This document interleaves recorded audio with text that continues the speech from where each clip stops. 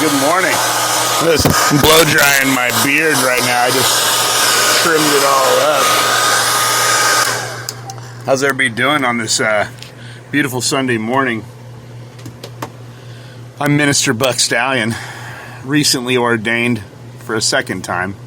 Just reordained myself. I was ordained probably like around 2010.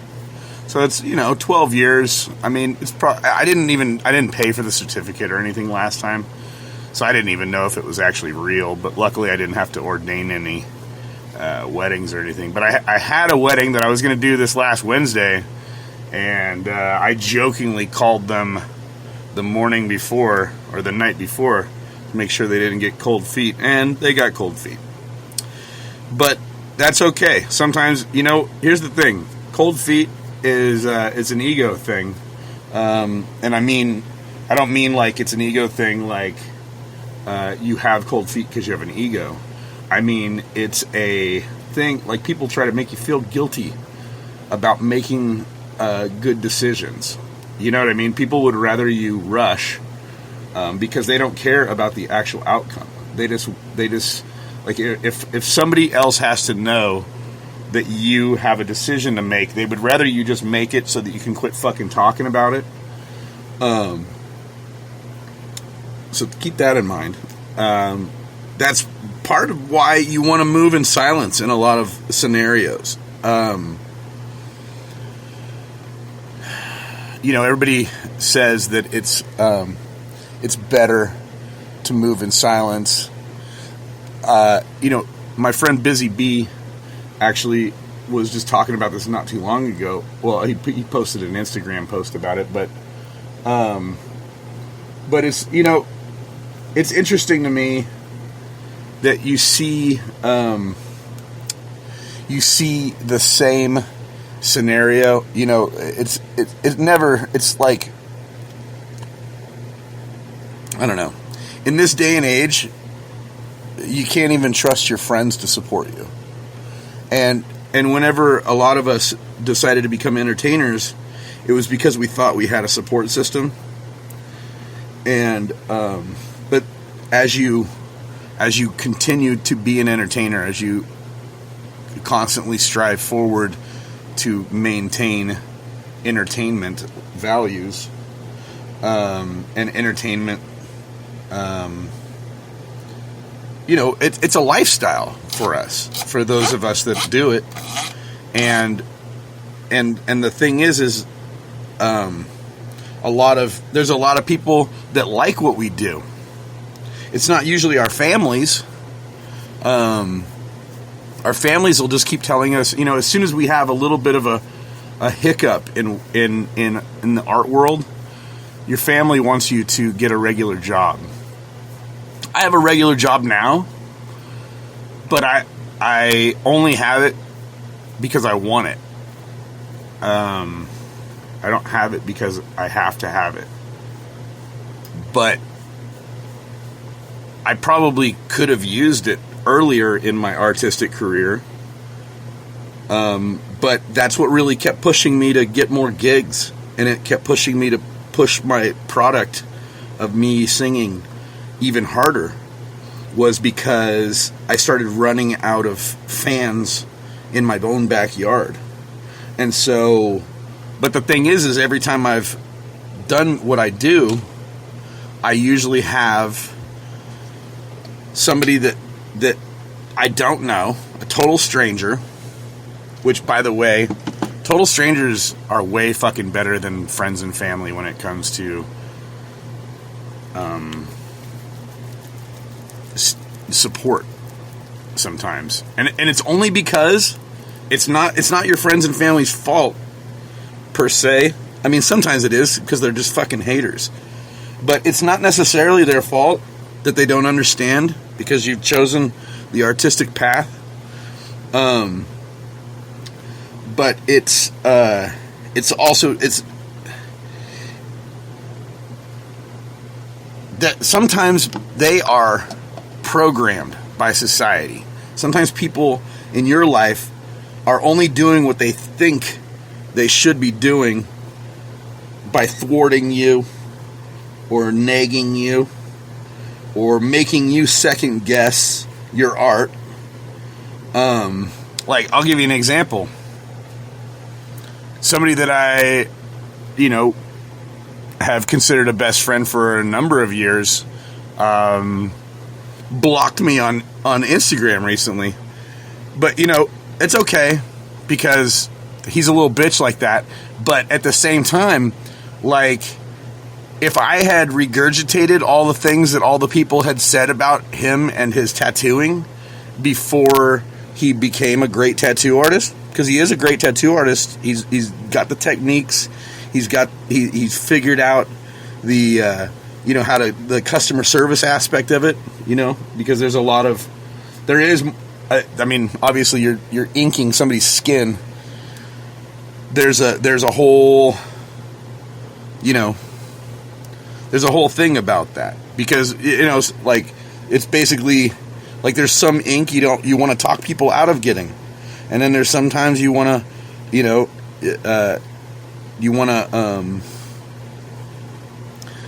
to maybe redirect them into something that they're actually gonna like later in life, because with your experience and with the people that you're immersed with in the tattoo world, you learn these things. If you haven't been tattooing for 20 years, then you don't know what your tattoo looks like in 20 years. And so consider that whenever, like, your parents are telling you to get a job and quit trying to fucking make music. I mean, unless you totally suck. But you have to be honest with yourself about that. I mean, I go back and forth all the time about my own singing. But I would say probably it was 10 years ago, as I was going under the name J. Smith Bietch, I kind of just decided that this is who I am.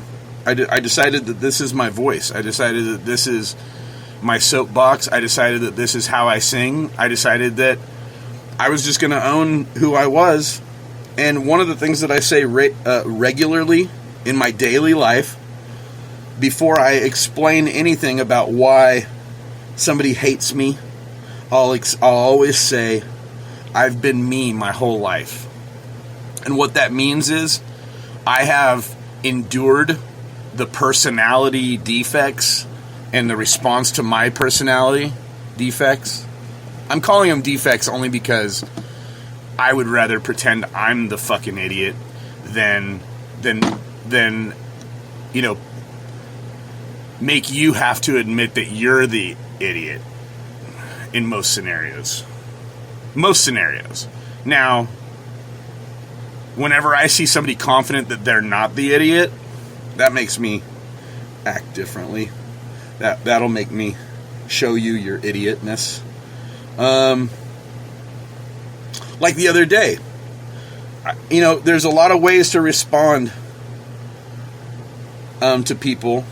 And the other day I went to one of my favorite restaurants. I'm not going to tell you where it is or what the fucking food chain is, but I went to my favorite restaurant and they brought me my menus and they acknowledged that they knew who I was and they knew that I was probably going to order the same thing because I get steak and shrimp every time I come, but I let them pick the soup. That's like the whole thing is I go in and I say, I want the steak and shrimp, medium rare, and you pick the soup. And don't tell me what the soup is, because I've been in the restaurant business long enough that I like to try and guess the soup before I even taste it, just by looking at it,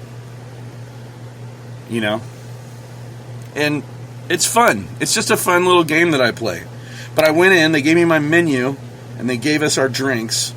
Same girl that gave us our menu brought us our drinks. And then that was the last time I saw that lady. And then instead, I watched another waitress that I've had a couple of times, but I saw her walk around, and if there was like a map system, like one of those like trail router things, like where I could look at like what the foot pattern of these waitresses were, it was weird. It was like I was in the Bermuda fucking Triangle of the restaurant, because they, like, neither one of them ever came back to see, like, the gal that took our that took our drink order and brought us our waters. She never came back to the table. Our menus sat on the table, closed, because we didn't need them. We didn't even need them. I could have ordered as soon as I got the water. You know what I mean? But she didn't ask if I was ready to order. She said, your waitress will be right with you, and she peaced out. Well, guess what? 20 minutes went by, and it was 8 o'clock at night, and I had just woken up from a nap, and I was very fucking hungry, and I wasn't feeling very patient. But I felt my body start getting the Karen jitters, like I could have erupted. You know what I mean? I felt it coming on, and I was just kind of like, okay, take a couple breaths. And so I did some deep breathing, and I slowed myself down. But I didn't do so much breathing that I talked myself out of feeling the way that I felt, because I still wanted them to know how I felt as I left. But I didn't do what, like even my own dad would go like chew the manager's ass and tell him that that the service was horrible and that we sat there for 20 minutes. My dad would go and tell them what they did wrong and like try to get them to reciprocate somehow. I don't know. Like one time I didn't have my ID and I'm 40 years old and at Applebee's, and like the fucking 22-year-old didn't want to serve me a beer because he said that I needed to have a valid ID on me, and I was just like, okay, can you go get your manager? Because like I need somebody with common sense to fucking make this decision, because it actually, you can do that. You don't have to have a fucking ID. You can actually use common sense and say, this guy's here, he's got some gray hairs and he's with two fucking full-on gray wolves. I bet he could drink a beer. I bet the fact that he ordered the beer with confidence, he probably has done it before. But instead, this fucking kid is like, actually, if you don't have your ID, sir, I can't serve you. Sorry. It's our policy. And so my dad is like, well, then we're not eating here. And so now we get up, and as we're walking out, he is pissed off, and so he wants to go tell the manager, and the manager doesn't budge, But anyways, I didn't want to do all that at this restaurant, because I eventually am going to go back. I'm probably going to give him my money for like a month or so, because I am petty.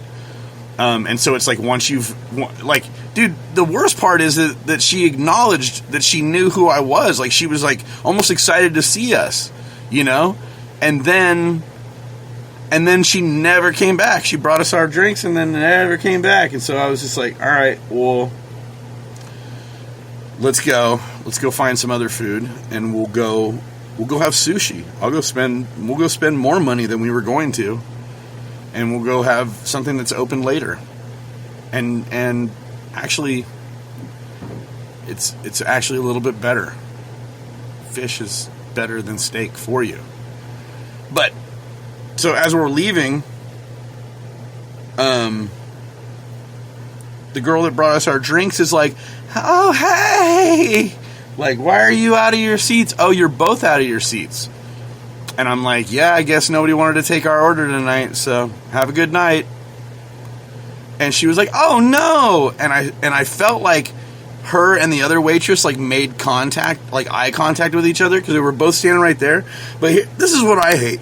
If you're a waitress, I shouldn't need to hear anything that you're fucking talking about with the other waitresses. But at this particular restaurant, these dumb bitches seem to think that the whole restaurant needs to hear every fucking conversation that happens behind the front counter bar area, like where the expedite food window is and where the register is. Like, if I need to hear anything, it should be like, how is everything? Great. 24.25, please. You know what I mean? That's all I should really hear from the register.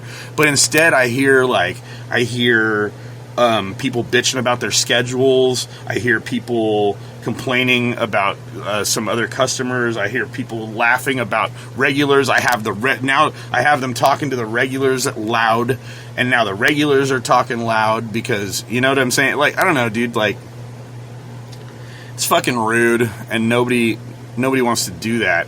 So I ended up going and having sushi, and it was way better. But the whole thing is negligence. That's what it really comes down to, is that people are way more negligent than they should be, because because it's like they're just missing that chromosome. They're missing the chromosome that makes them care about making sure that their shit is tight around them.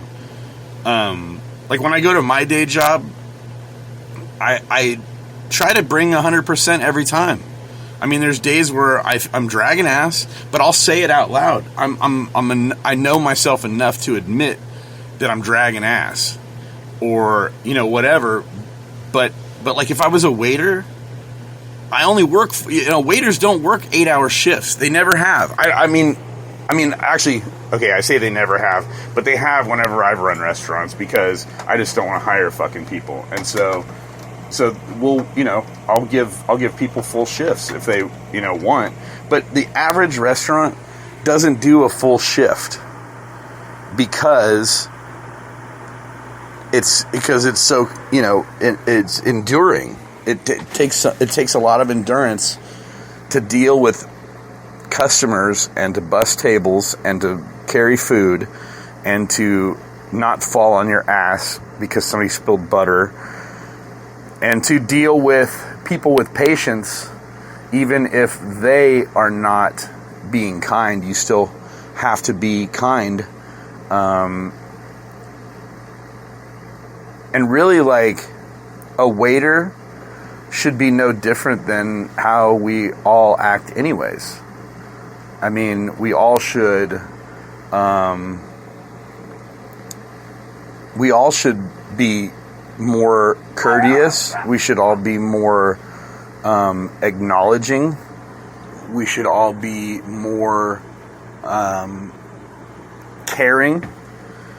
I mean, it wouldn't be so hard. Like, it's weird to me whenever I see videos of people, like somebody helping an old lady across the street, and people are just like, yeah, look at that. And it's like, dude, that actually used to be a fairly regular thing.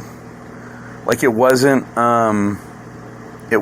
some like breaking down the walls scenario, because that's just what was expected of other society members, was to fucking facilitate each other and to care for each other and to take care of each other, and the youth should be helping the elderly across the street or going shopping. But now the youth is too busy doing TikTok videos and fucking and destroying grocery stores for fun, and you know what I mean? Like, video cameras on our phones was probably not a fucking good idea. Whenever I was growing up, I had to go steal my dad's work camcorder because he was an insurance claims guy. So he had this camcorder where he had to go film accidents, or what had happened. Like, he has to go evaluate what had happened at an accident on a job site.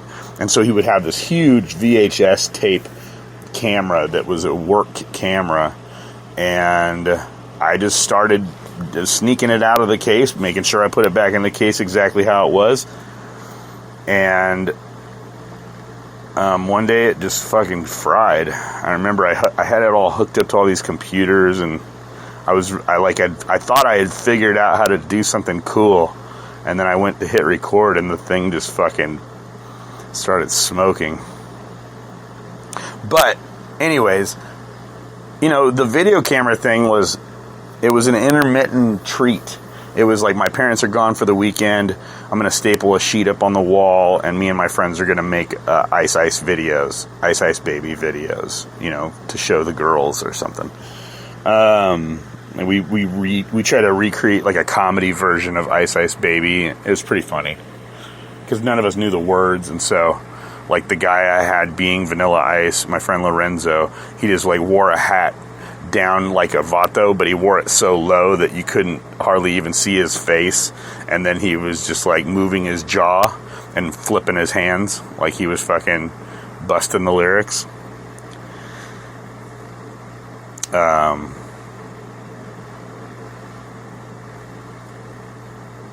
But it was a special occasion where I would bust the camera out. It was a special occasion that I would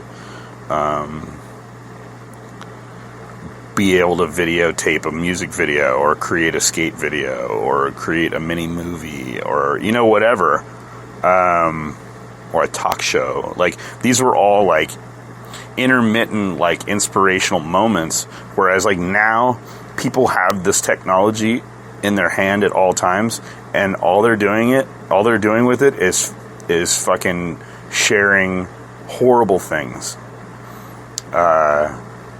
They're sharing people getting shot in the head. They're sharing people post car accident. They're showing people. We're sharing.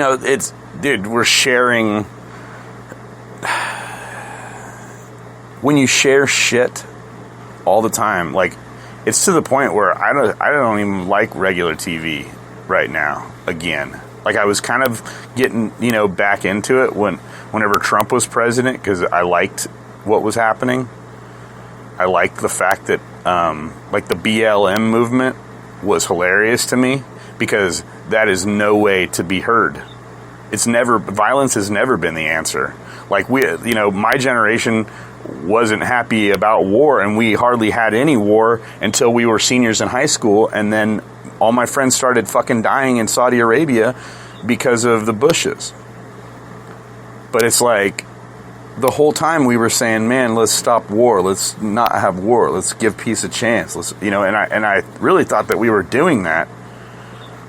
But the thing is now, especially now that the only war that was going on, the war in Afghanistan, and with ISIS and all that shit, like, now that that's over, it's almost like it didn't even matter that it was even happening after like the first 5 years, because that's when technology started kicking in, and these last 15 years, like, all anybody's been doing is creating battlegrounds within their own communities with Karens and fucking Grindface and Foo's Gone Wild and all this stuff, because it's like,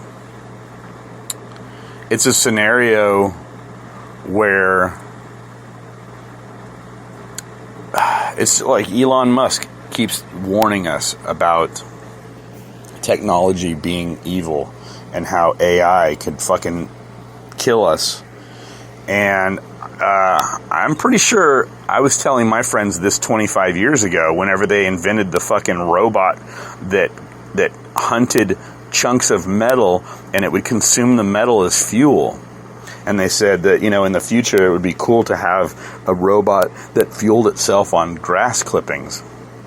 But right whenever they said that, my thoughts went straight to, how about the giant lawnmower that's designed to eat humans for fuel? I think the lawnmower using grass for fuel is only like, probably like a difference of 10 feet between those two items. Think about that. I'm going to keep today's sermon short. Just try to love each other. Whenever you're out there in the world, no matter what your job entails, just be nice to people. Like, we all understand that those of us that are still in the workforce are the chosen. And those of you that aren't going to be able to stay in the workforce because you aren't getting vaccinated, or because you don't want to take a test every week or every day, or whatever the scenario is, I shout out to you. I hope that you find another path. Working in the Justice Department and healthcare, it wouldn't be for me, because I am too compassionate. I do care about people. And my thing is I hate losing the people that I know, but the people that I know really don't support me. And so I do tend to feel a lot more compassion towards a total stranger, because I see it as an opportunity to maybe create a real bond. And I want to shout out to some of my new friends, matter of fact, that are supportive and that are like they're like the friends that I wish I always had. You know what I mean? I mean, it sounds fucking weird to say because I do love all my friends that I still have, but none of them really dig me anymore. You know what I mean? Like, they're not supportive. They aren't being caring that much about me, and that's fine. But the new friends like Steve, Larry, Ethan, Vinny, you know, like that handful of guys, fucking Randy, say Funky Fresh Farms even is still a new friend, even though I've been friends with them for over a decade. Like, they're still a new friend because these old friends that I'm talking about I've had for over 25 years, and they don't come to shows, and they don't support me. They aren't going to listen to this podcast, so I'm not too fucking concerned about how they feel about it. You know, like I said, one of them he blocked me. He blocked me because whenever I was going through a crisis, at the very moment I was going through a crisis, he just kept calling me and then bitching at me for not calling him back. And, like, I understand if he's going through a crisis too, that sucks.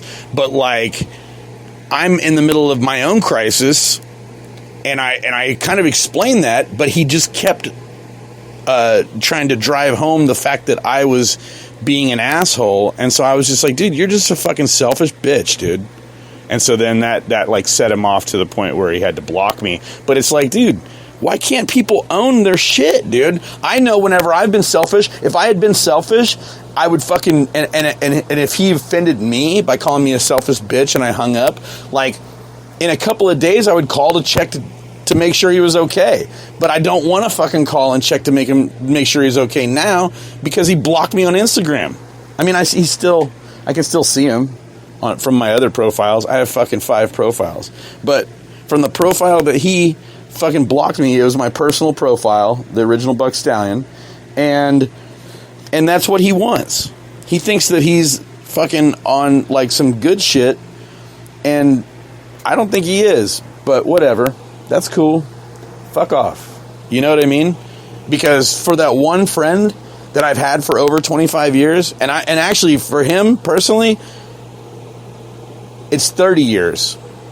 But for those fucking people that just want to fucking ignore me whenever I invite you to my barbecue, or you ignore me when I invite you to my performance at the brewery, or I tell you in person and I send you the information and then you still don't even apologize or send me a text, that's okay, dude.